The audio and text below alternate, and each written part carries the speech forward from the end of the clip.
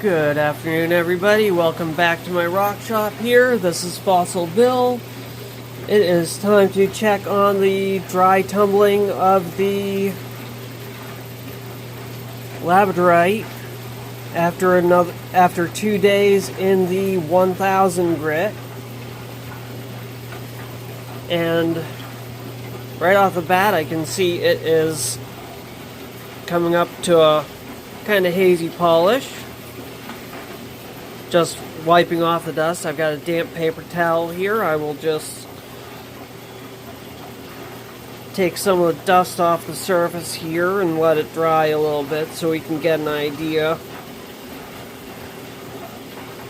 of how it's doing without firing up the ultrasonic this time like I did 2 days ago and had a whole bunch of noise in the background.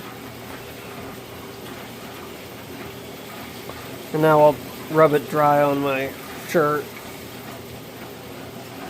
So yeah, it's coming up to a better shine. You can actually see,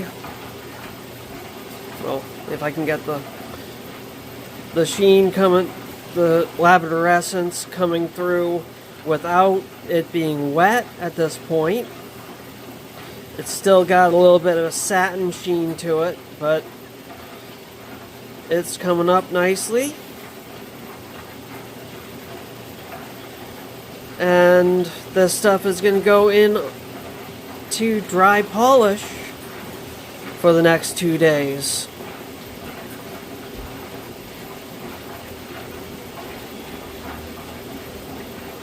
And you can see there's another piece just sticking out right there. I'll zoom in on it. See that sheen poking through.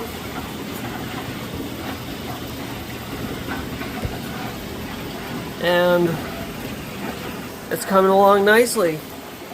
I think it's looking even better than when I did the wet tumbling on it. So I'd say dry tumbling is probably a better way to go on this. It does still have some fracturing in it, but Labradorite being a feldspar may just be prone to that. But it is looking a lot better than it did when it came out of wet tumbling. I also took a lot more material off of it to get rid of a lot more of the exterior than I had before.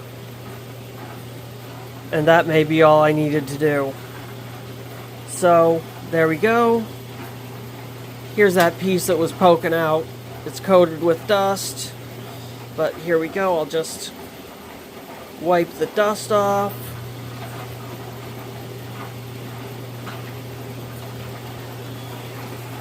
Dry it off on my shirt, and that's what was poking above the surface, and this is the rest of it. It is just a really nice piece. Not much on the other angles. As usual with feldspar, Labradorite, it only shows basically at 2 different angles.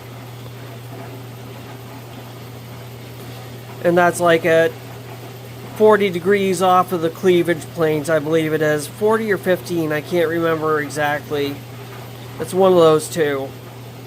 But these will be going into the ultrasonic now, after the video ends, to get the grit out of the